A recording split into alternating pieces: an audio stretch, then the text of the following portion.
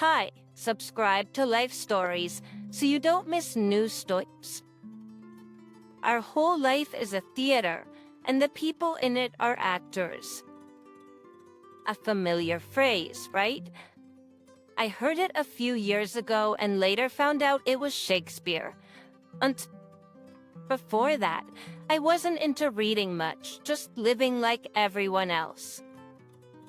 I finished college, worked, then got married. For a few years after our marriage, my wife Rose and I lived in a small town in California.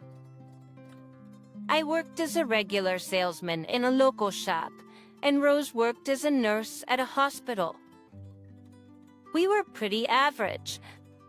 We had enough to live on. We even had 2 wonderful sons, born on the same day. But as they grew up, their characters and morals differed greatly from each other, and outwardly they were not identical twins, just fraternal twins. I tried to make sure that my family was always well off and no one needed anything, within reasonable limits, of course. But to be honest, I have seen how many people live who earn a lot more and literally bathe in money, and deep down I envied them a little. And Rose would sometimes hint openly that we needed more money. She wanted to go on vacation somewhere exotic. Then, having seen some fashionable novelty in a boutique, she artfully hinted that she just needed to buy this thing, and I allocated her the necessary amount from my savings. Sometimes I managed to persuade her that the new purchase wasn't really necessary, but other times I gave in to her charms and made concessions. Yet apart from that, there were bills to pay, internet fees, car maintenance, all of which fell on my shoulders. Understood Rose's desires. It was natural for women. And the kids, while they were in school, I didn't want them to feel uncomfortable because they didn't have what other kids did. So whenever possible, I bought them necessary things like a phone or a decent jacket. Once I got a raise and I decided to indulge the kids by buying them a computer to share. So far, it was a 2-person computer, and I told them to share it. At first, they did, but then I noticed that they started to fight more and more about who needed to sit at the computer more often. On a day when work had been particularly tough, I came home hoping for some rest, only to hear them arguing again. I couldn't take it anymore. I stormed into their room, scolded them for their recklessness, grabbed a computer, and locked it in the garage. For a while, Steve and Michael begged me to give it back. But I stood firm, telling them I'd only return it when I was sure they wouldn't fight over it or anything else. I gave them a week to prove they could behave like decent brothers. I think you're being too harsh on them. That my wife, always sympathetic to the boys, approached me. It's fine, let them think about their behavior. Today, it's about a computer. The computer tomorrow, it could be about a girl, and then who knows what. They're brothers, they should think about. Up first, not humans. I'll buy them another computer then. They'll each have their own. Rose, I turned to her, looking into her eyes. We've discussed this. I don't have the extra funds for that right now. You know, I'd love to, but I can't. Where do you put your money? She asked a very foolish question. We spend on groceries together. All right, you do the bills. What about the rest? Seriously? And since when do you control my finances? Her words irked me a bit. Reporting to her wasn't something I wanted to do. I didn't see it as necessary. She'd had enough of everything. I felt the urge to go out somewhere and have a drink, just to distract myself from her reproaches and inquiries. But then I thought it wouldn't change anything. In the morning, I'd only have a headache and an upset stomach. So I stayed home, grabbed a novel from the sheaf, and settled into my favorite soft chair by the fireplace to immerse myself in reading. A couple of years ago, I stumbled upon a bookstore and liked the cover of a book. I decided to buy it since, at that time, my evenings were quite free, and I wanted to try being a reader. I enjoyed the plot and finished the book. Then I bought another one and even joined the library, thinking it was a more economical way to get books. Since then, reading has become one of my favorite pastimes. While reading, I felt transported to a world where engaging stories with different characters unfolded, allowing me to escape the everyday hustle. Some time passed. The kids justified my trust, and I returned the computer to them. By then, Steve had gotten into school football. He got selected for the team due to his good physical shape, and he rarely approached the computer, allowing his brother to fully enjoy his time with it.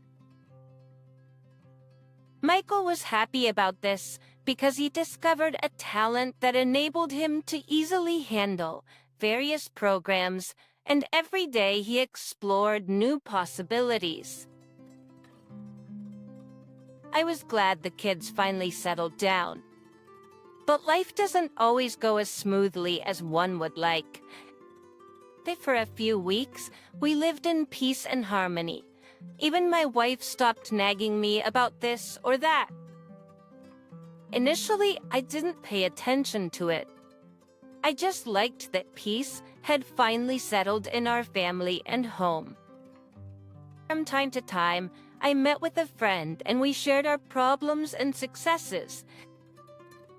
So now, when we decided to meet in the park with bottles of lemonade, I told him about noticing some changes in my family's behavior. John, I'm really happy for you. But don't you find this kindness a bit strange? Sid was always a bit suspicious of everything. What's so strange about it? I talked to everyone and convinced them that we can't afford too much unnecessary stuff. 俺が馬のさん。He smirked. No, but I don't let them relax too much either. John, I recently met a guy, Edward Lickens. He's a fairly successful businessman. He doesn't waste time sitting at a boring job every day. He just earns money. Yeah? How does he manage that? Well, he has his own small company that gives him a certain income. However, he felt it wasn't enough and looked for ways to increase his capital. In short, he made a few investments that turned out to be quite successful.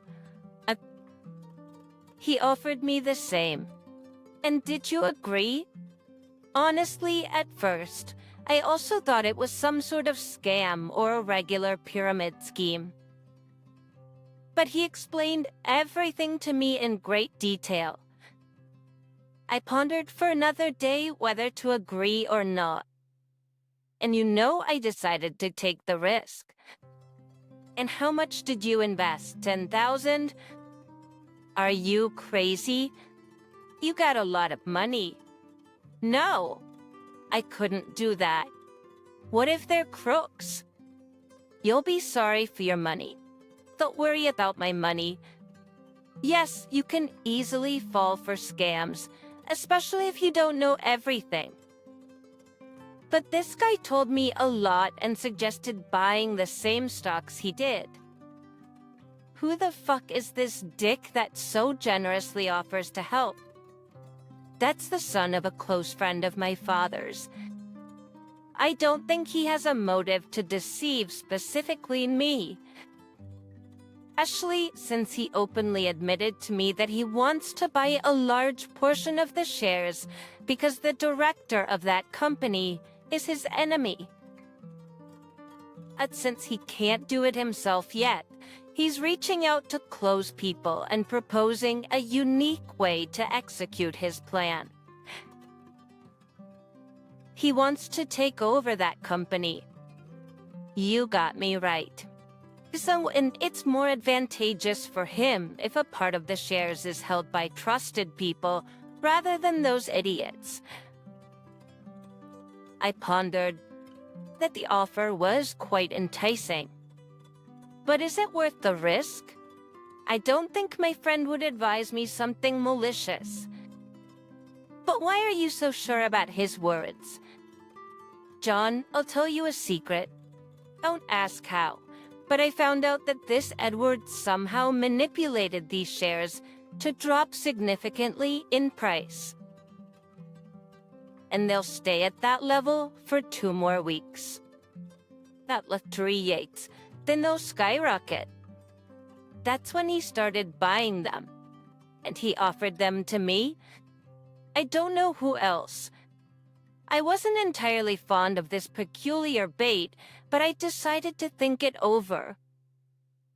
Seeking the name of the company from me, in which he invested, as well as some information about his friend's firm. I said I'd think about it and give him an answer within the next 2 days. Returning home, I kept thinking about what to do.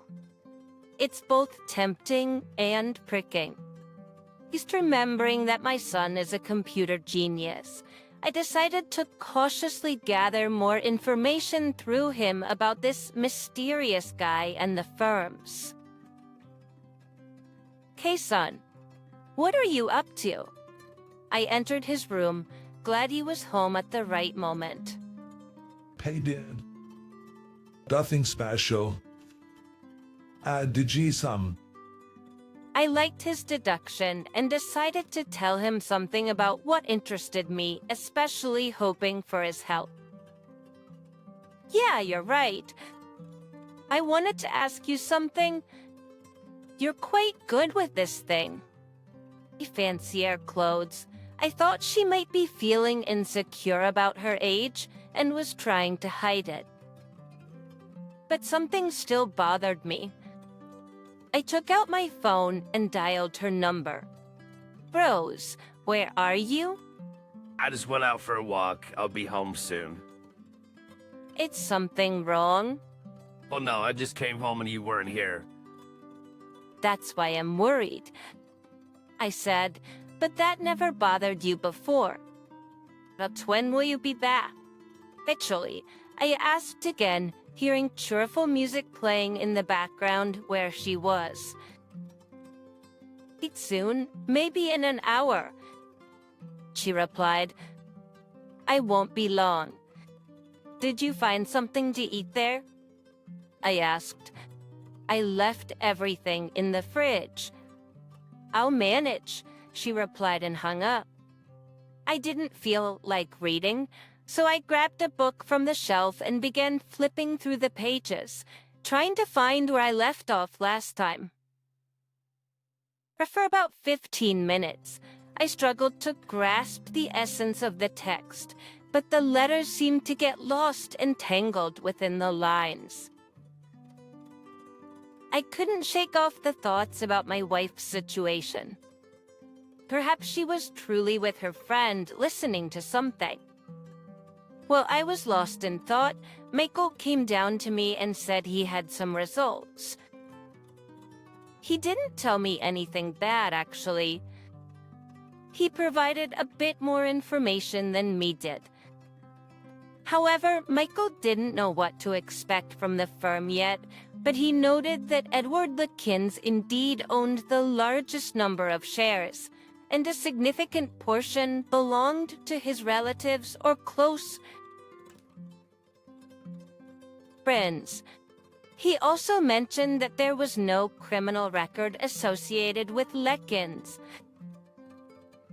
I was pleased with the result of his investigation, and now my better half was already willing to agree to my friend's suggestions. After all, if his predictions were correct, I would be able to improve my financial situation considerably. Pleased with the outcome, I thanked my son and resumed reading. The book finally captivated me again, and I immersed myself in the world of its characters. I didn't even notice how time flew by until my wife returned home. "I'm home," she said, peeking into the room where I was. "Why are you in such a mood?" What wonderful news. I dryly replied, "Why are you in such a mood? Why are you in such a mood?" She noticed entering the room and sitting next to me on the couch. When she was nearby, I detected the scent of alcohol on her, and she seemed uplifted. "Have you been drinking?" He asked. "Well, we had a little with my friend. She just broke up with her man. Poor thing, struggling so much," she replied. "What about you? Were you grieving with her?" "No, I went to support her." "Why are you making a big deal out of this? Is your day not going well? Sitting here grumbling? By the way, do you remember what I asked you? Didn't you do it?" "What?" I really didn't know what she was talking about, for she always had plenty of requests, and which one she was talking about, now I couldn't guess. "Well, how about that? Did you forget that Steve's match is coming up soon?" "No, I didn't forget. But what does that have to do with anything?" "Well, I wanted to arrange a small celebration. It's his first match. We need to prepare a lot. And I asked you to bring over the barbecue grill from the neighbors so we could have a barbecue." "Oh, that... Sorry. It completely slipped my mind. I think they're already home. I'll go talk to them." I set the book aside and lazily got up from the comfortable chair. I also wanted our son to see how pleased we were with his achievements, so my wife insisted on having a small celebration, regardless of whether they win or not. I knocked on the door. The light in the hallway turned on, and Christopher opened the door for me. "Oh, hello, John. What brings you here?" greeted the neighbor. I briefly explained to him about the upcoming celebration and asked if he could lend us their grill for charcoal grilling. Christopher wasn't stingy and without much fuss said he would help. In gratitude, I invited him to our celebration along with his wife, Ruth. He grinned widely and said he wouldn't miss such a moment for anything. Then he helped me carry the grill into our yard since it turned out to be quite heavy to drag alone. When everything was ready, I offered him a drink, but Christopher mentioned that Ruth would be home soon, and they had some plans. The next day, I met up again with my friend Me. By that time, I carefully considered his proposal, checked my savings, and figured out how much I could invest. Hesitation was thrilled that I agreed and swore by everything holy that I wouldn't regret it, though a tiny drop of doubt lingered within me. But I had already made the decision and decided to take the risk, hoping that this step wouldn't be in vain. We arranged a meeting with Edward, and he briefed me thoroughly. I knew he wasn't telling me everything, after all, who openly shares the secrets of their success. but what he disclosed was enough for me. I took out a wad of money, placing it on the table. Edward summoned his assistant, who handled the contract signing, and soon enough I had the valuable document in my hands. Now all that remained was to wait and hope for a successful outcome. For a successful outcome. At home, I decided not to tell anyone about this for now. Nobody knew about my stash, and even if I ended up losing the money, I would only feel guilty towards myself. Rose, as usual lately, was hanging out somewhere outside the house. To duties, I was starting to dislike it, and I geared myself up to have a serious talk with her about it. That's when she returned from her so-called stroll. I began questioning her more persistently. John, stop these foolish notions. Where do you get the idea that I've got someone? Why, you disappear to who knows where. You come home often after drinking. You've started dressing up. Oh, do you like how I look now? We're not talking about me. Answer. Oh, since you're so interested, I'll tell you, she paused. We're not as rich as many others, and not as much as we'd like. So I decided to look for some solution that could help us with that. Really? What did you come up with? I sat closer to her. Let's say I found a small side job, but they promised to pay me well for it. It takes very little time, and it's not far away.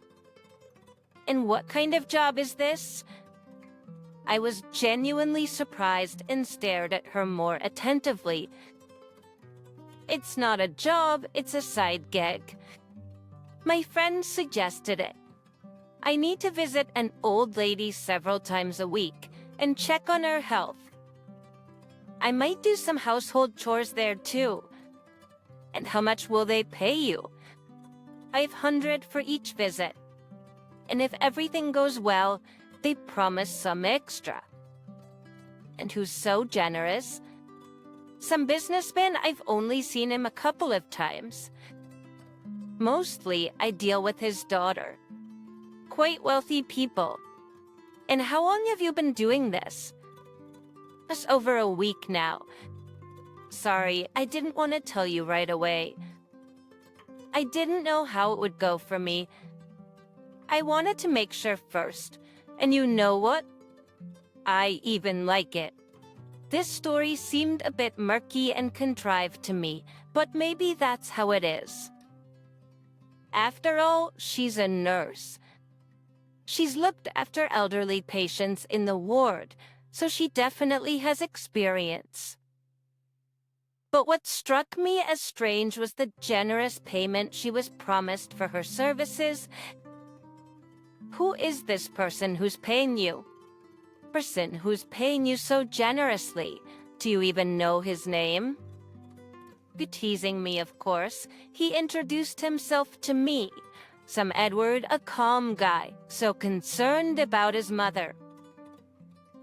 Exactions. I asked him why he doesn't just send her to a sanatorium or one of the nursing homes. There are some where they'll flutter around these grannies for money like butterflies. But on the other hand, I'm even glad he decided to do it this way. Edward, could this be the same Edward the first recently met? I don't know many people in town, but I doubt there can be several businessman Edwards. As I listened to my wife and recalled recent events, I realized that doubts were creeping back into me, especially since Rose praised him so much. I never believed in the genuine friendliness of people and always knew that if someone was overly kind without an apparent reason, there was always something behind it. Cloud returns from school. He told me they've been pushed hard in gym class lately, because the coach is determined to win the seasonal game. I supported him in the way a dad would, and he happily strolled off to his room. Several subsequent days passed without much change. Rose was constantly off to her side job, and I kept in touch with Edward because I needed to know how things were progressing with my finances. He didn't answer my calls every time. Mostly, I got information from his secretary. But one day, I decided to meet him. Getting to his office was almost impossible, so I chose to wait for him in the garage parking lot. A man in a suit exited the elevator and, as he walked to his car, softly whistled a tune that echoed gently through the concrete space. As he approached and reached for his keys, I appeared before him seemingly out of nowhere. "Oh, John," he exclaimed. Oh, what are you doing here? He said, seemingly surprised. "I just couldn't seem to talk to you properly. You always seem to be disappearing somewhere." Oh, you understand I'm a busy man and my schedule is quite packed. If you're worried about your money, you shouldn't be. You'll see, in a short while, I'll buy another 20 of shares, and within a month, their value will soar. Well, that's good news. I'll be awaiting the results. Edward, I heard your mom is ill. How is she? I asked, changing the subject. Oh, where did you hear that? Did that chatterbox spill the beans? I looked at him questioningly. I met my secretary. Sometimes she just blabs nonstop. And so I heard you found an excellent caretaker. Yes, Rose is a really wonderful woman. You know, I'll share something with you. I even like her as a woman. You understand?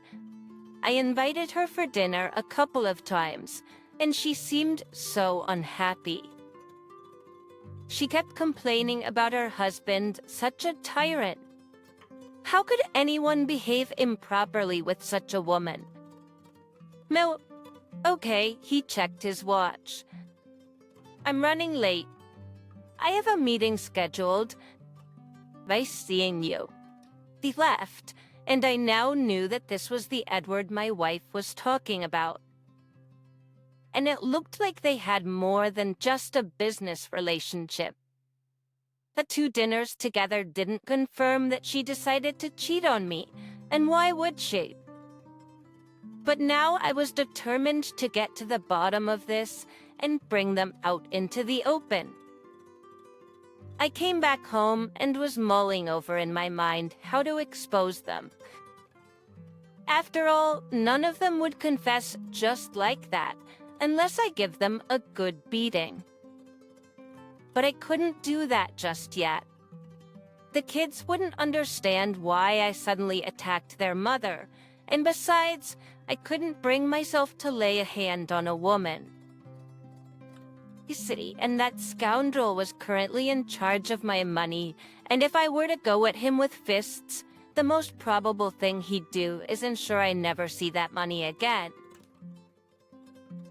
I decided to do something a little trickier and needed to wait a while when I could control my own assets, and I needed to see if there really was some kind of love connection between these two.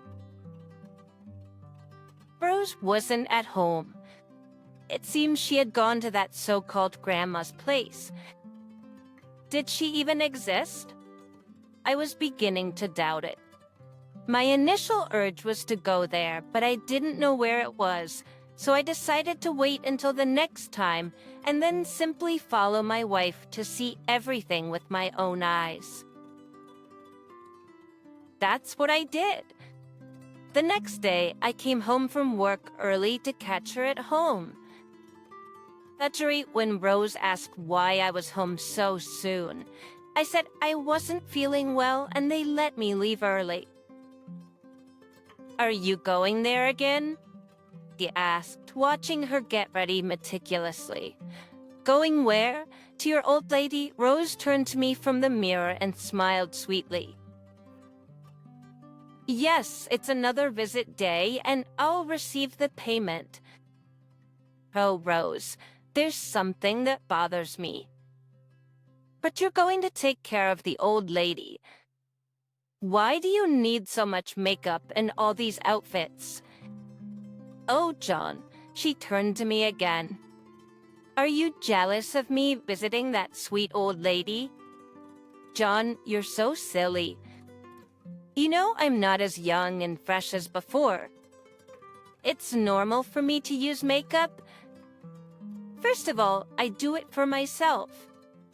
And then I'll be seeing many people on my way there, and they'll see me. I just want to look beautiful. You're not a woman. You wouldn't understand. She turned back to the mirror and continued applying lipstick. I waited until she left the house, then soon followed her, keeping some distance. After a while, we arrived at one of the houses that looked quite ordinary. I saw Rose walk up to the door and open it with her own key. I didn't see any other cars nearby. Edward wasn't there. But I wanted to make sure and sneaked closer to the house. It was a one-story building, and I decided to peek through the windows, hoping to see what was inside. But almost all the windows had curtains, making it hard to see anything. However, through one of them, I managed to see silhouettes of people through the sheer fabric. I saw an elderly woman in a wheelchair by a round table, and Rose was nearby, checking her blood pressure and then pouring some mixture from a bottle into a spoon. Maybe she was telling the truth and she was really just taking care of the old lady. But there was still something off. I felt it. After observing for a while longer, I confirmed there was no one else in the house and I returned to the car. I sat lower so as not to be noticed and waited until Rose left the house. She also locked the door and drove away. Then I straightened up and thought maybe I was just paranoid and unjustly jealous of my wife. I came home, and when she noticed I arrived after her, she was slightly surprised. Oh, you said you're sick and here you are out and about. I had to go somewhere. Have you finished already? Yes, as you can see. So, how much did you get? Oh, do you want to control my finances? She smiled. Edward didn't come today. He called and said he had an important meeting, and he'll pay next time. I approached her. Are you sure he'll pay? I asked with a hint of suspicion. Yes, of course. I already received money once. Where do you think this new makeup and these things came from? She twirled in front of me demonstratively. For some time I remained calm. Of course, I kept tracking my wife several times, but I hadn't found anything significant yet. Meanwhile, a whole month had passed, and just as Edward promised, the stock prices I invested in had increased significantly, multiplying my capital several times over. I withdrew a certain amount and put it back into the stash. Besides, I always dreamed of a cottage in the countryside where Rose and I could live away from the city hustle. I was considering purchasing it in the near future so that we could move there to spend our later years. For now, we have a lot going on here with work and the kids finishing school. I want to sell things for them first, and then focus on Rose and me. However, the first issue remained unresolved. I couldn't shake the feeling that Rose wasn't entirely honest with me. Sometimes she returned home much happier than usual. But when she was alone with me at home, it seemed like she didn't want to communicate. She kept making excuses. She was tired. Then she had a headache, and sometimes she just reacted nervously when I called her affectionate names while asking how the grandmother she was caring for was doing. As to reassure myself somewhat, I attempted to follow her again, but those attempts remained futile. Then, a month later, I accidentally saw my wife in a caf. I was driving past. My boss had sent me to the warehouse to check if the new batch of goods expected any day now was ready. Oh, I forgot. Mr. Obama's security mentioned I had been promoted a couple of weeks ago, and I was now not just a salesman but a deputy manager. So I stopped at the traffic light on a narrow street, glancing around to pass the waiting time. That's when I saw my wife sitting in the caf at a table with Edward. A teen, I didn't think their business meetings involved TAF gatherings, although she mentioned a couple of times that he had invited her to dinner. I could have thought it was another business lunch, but something was off. I noticed that besides their conversation, the two of them were very affectionate, holding hands like a romantic couple. He was looking at her as if ready to devour her instead of the meal in front of him. I shifted my gaze to Rose and noticed the same sparkles in her eyes. "So that's how it is," I muttered. Now I wasn't going to let this slide.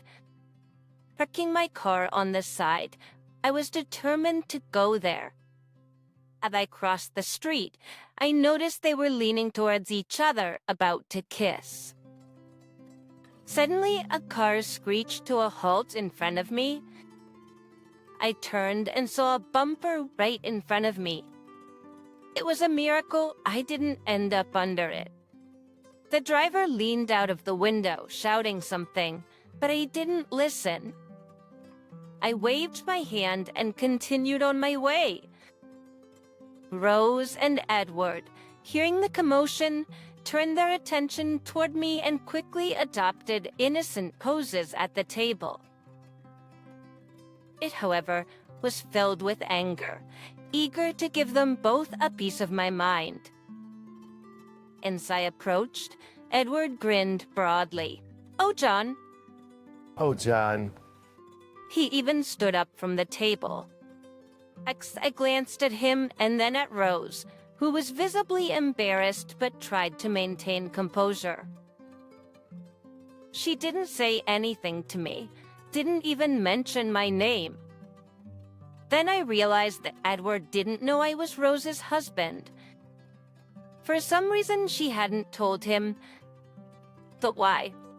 And though at that moment I desperately wanted to punch him, another idea came to me. Their idea crossed my mind on how to get back at this jerk. I'd deal with my wife later. "Oh, I noticed you from afar. I thought I'd come say hi, see how things are going." "Everything's great." "Oh, this is Rose. I told you about her. She looks after my mom." He introduced my wife to me, who was still sitting there as if she'd bitten her tongue. "So he definitely doesn't know we're married." That didn't say anything. I was in a hurry. I bid goodbye and returned to my car. I had 2 more work days ahead of me, and then the weekend was approaching. I looked at how much capital I had in stocks now and realized that it would be enough to buy a house in the country, and in the house and enough for the children to study too. After work, I returned home, approached my son Michael, and had an honest conversation with him. He was no longer a little kid and understood a lot. I told him everything except for my suspicions about his mother's infidelity. He helped me sell the stocks at the highest price, but as expected, taking advantage of the situation, he asked me to allocate funds for a new computer. I didn't haggle and promised that he would get what he wanted very soon. Satisfied that my money was now safe, I decided to move on to the next step. On learning that Edward liked visiting the Sonoy on weekends, I booked a spot for myself. When the weekend arrived, at the right time, I headed there. As I expected, Lickens was already preparing to steam. I took towels for myself and ordered beer, keeping an eye on where Edward was headed. I also brought a flask of strong moonshine that I bought from a local bootlegger and hid it under my jacket. Having everything I needed, I went to the same steam room Edward went into. Hoksanoi 200 bensis. Once inside, I played up my intense surprise that once again we had a chance meeting with him. To my delight, he believed it and invited me to join him. We sat down on the same bench, and a few minutes later, when we were sufficiently sweaty, my order arrived. I meaningfully handed him a beer, but he started to refuse. You know, I have some heart issues. Oh, come on, just one bottle.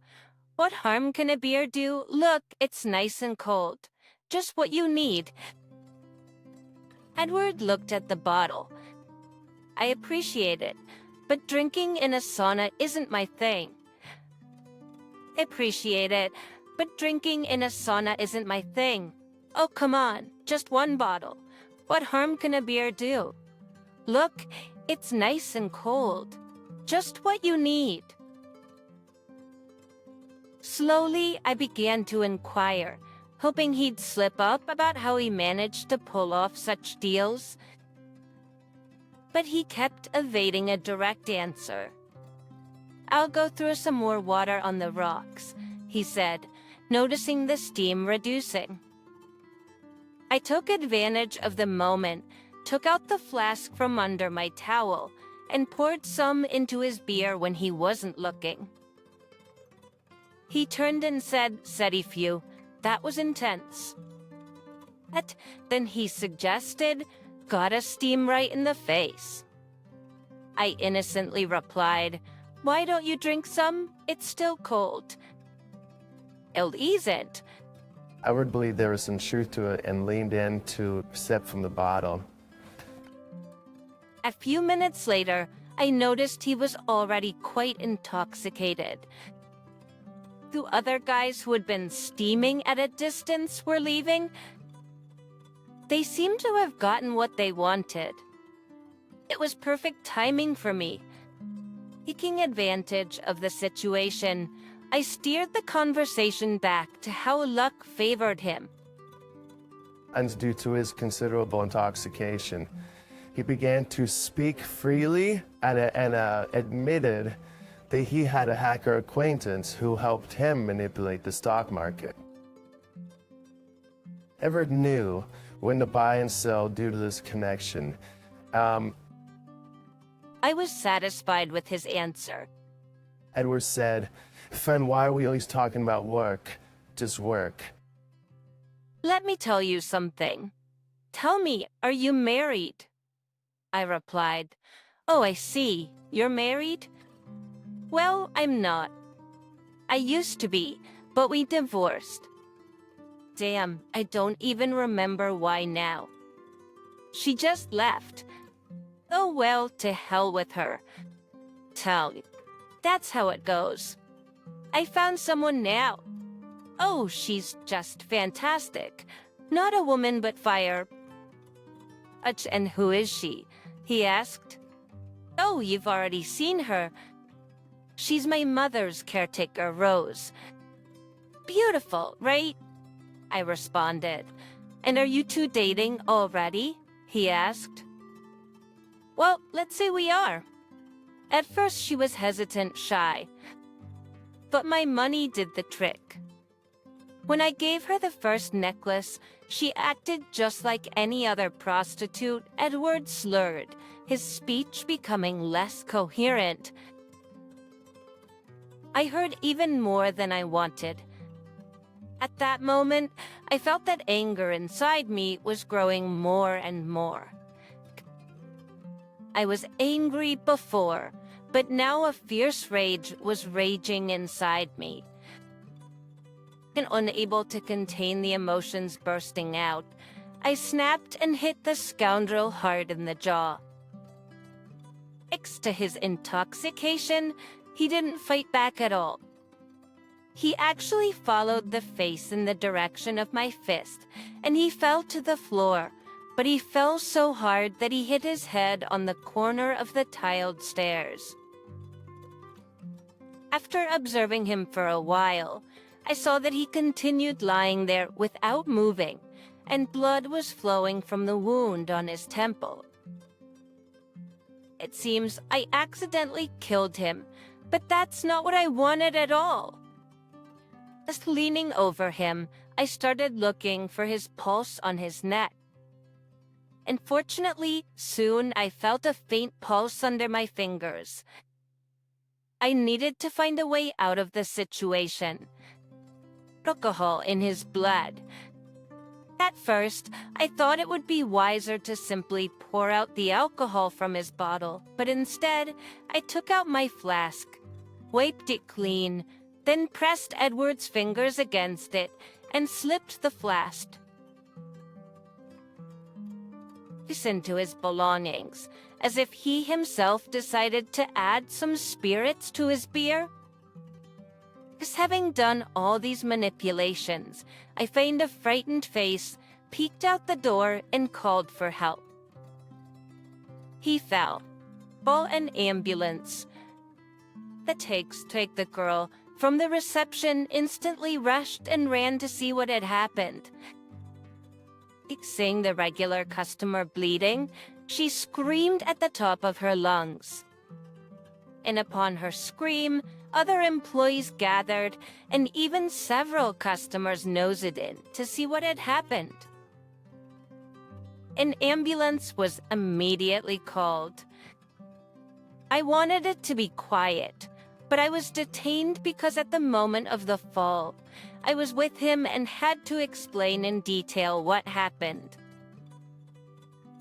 I'll tell them my version of what happened, that he simply misjudged his strength while drinking alcohol and slipped on the wet floor. It seems the doctors believed it.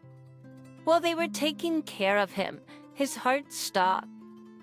The doctors took all measures to bring him back to life, and after several attempts, they succeeded. Edward was taken to the hospital, and I went home. I was satisfied that I managed to find the information I needed, but at the same time, I was angry that my suspicions about my wife's infidelity were confirmed. I just wanted to tear apart that bitch who traded her family for money. Obviously, it was never enough for her, and it seems she decided to fix the situation in this way, boldly lying to my face. At home, as usual, I didn't find her. Steve was at his training, and Michael was buried in his computer. "Where's Mom?" I asked, entering his room. Something happened? He noticed my angry tone. I loved my sons and didn't want them to be as angry as I was at Rose and what she had done. I took a deep breath and sat down next to him. "Everything's fine. Just had an accident with an acquaintance of mine." "Son, Michael, I have one more request for you. I hope you can help me. I told him about what I learned about Edward's affairs and added that he might have been deceiving people this way and breaking the law. Asking my son to find some information about it, I hoped he could really do it. But Michael said that first, he would need to gain access to his computer, and that's not easy.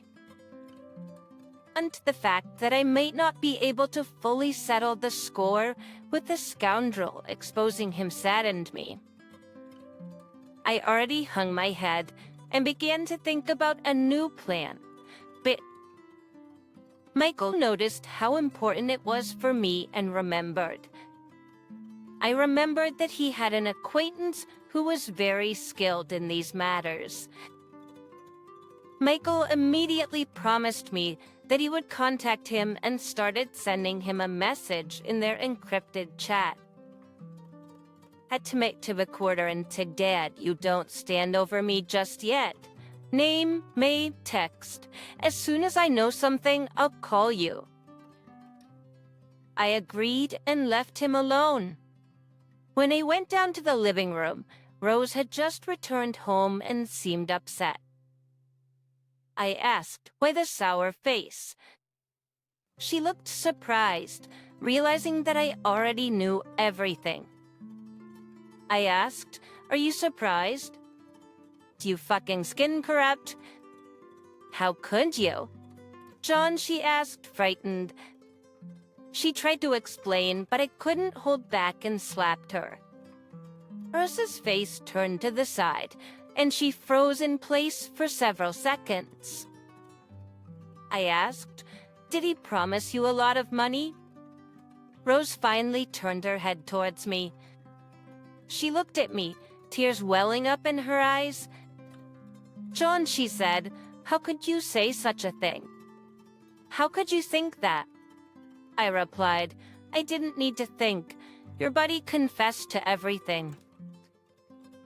He told me everything. She didn't respond. She slowly walked to the couch and sat down.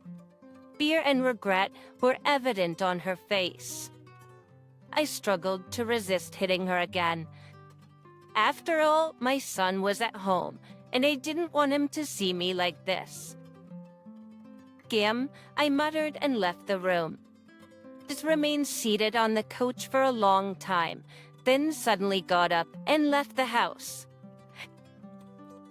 That from the window, I saw her making a call, passionately explaining something. I guessed she was calling Edward. I tinert for the gore for a moment. I even regretted that he survived. But I hoped for my son's help and believed that with his assistance, I could get this scoundrel behind bars. I waited for about an hour, but there was no news from Michael. So I decided to go and find out how things were progressing. I caught him playing a video game. When he noticed me entering, he paused and turned to me. I asked, "Son, did you find out anything?" He replied, "No, Dad, nothing." He looked a little sad. "I see," I said. "Well then, I'll have to turn to the police. They'll be interested to know about him, and since he was operating on a large scale, it's likely the feds." Just a long time along with that bastard who agreed to help him. Elite. But still, thank you, son. I turned to leave, but Michael stopped me. Wait, Dad. "Yes, son." I turned to him again. So while he began sadly, I don't know if you'll forgive me, but that bastard, well, it was me. Also, I realized I did wrong. I just wanted to help, it's not to help. He paid me to. I wanted to come up with this method for you first, so you wouldn't need anything, you and Mom. But I had to test it on someone first to see if it worked. Stop. I interrupted him. "What are you saying? I couldn't believe my own ears. I felt suspended in space. How could this be? My own son involved in such a thing? Father Michael began when I sat on a stool, lost in thought. I forgive you. I really wanted to do what's best. But I managed to access his computer and cleared some stuff. I deleted everything that might point to me. Zone, do you even understand what you've gotten into? I looked at him and saw how much he regretted it. I couldn't send my son to prison. Not only because I loved him dearly, but I couldn't do that to my own child. He truly did it with good intentions. All right now. No, wait. I took his computer and went outside, throwing it in the backyard with a stick lying nearby. My son peeked out the window, realizing his mistake fully. Then I spoke to him again, and he promised me he would never do something like that again. As for Rose, after she left the house, she did call Edward. She went to see him and spent some time at the hospital until he felt better. But I couldn't forget that she decided to sleep with someone else for money. I called her and said I would file for divorce and she could go to hell. Naturally, honestly, I thought she would beg to come back, at least ask for forgiveness. But she decided that with a rich man, she would now have the rich life she desired. However, luck wasn't on her side.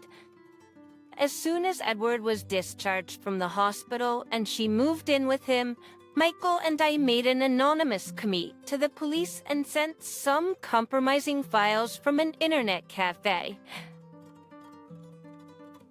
Edward was arrested, and for a long time. When Rose found that her wealthy life was over, she tried to return to me, but I didn't accept her back. I told her she was absolutely free and that I had told the children everything.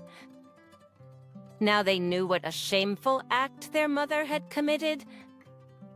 She had to return to her small town to her parents, as she had no more accommodation here. As for a while, she tried to contact the children, but they didn't want to communicate with her for a long time, being ashamed of their mother. Finally, I can say that I bought a house outside the city where I could peacefully read books. I quit my job at the store, and after moving, decided to become a writer myself. Now I have everything I need for that.